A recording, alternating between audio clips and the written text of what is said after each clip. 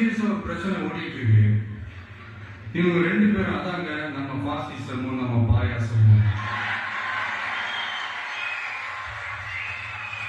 அதான் நம்ம அரசியல் இனிமையும் கொள்கை இனிமையும். ரெண்டு பேரும் என்ன பண்றாங்கன்னா, ரெண்டு பேரும் பேசி வச்சுக்கிட்டு இந்த செட்டிங்லாம் பண்ணி வச்சுக்கிட்டு மாத்தி மாத்தி சோசியல் மீடியாவில் ஹேஷ்டாக் போட்டு விளையாட்டு இருக்கிறாங்க.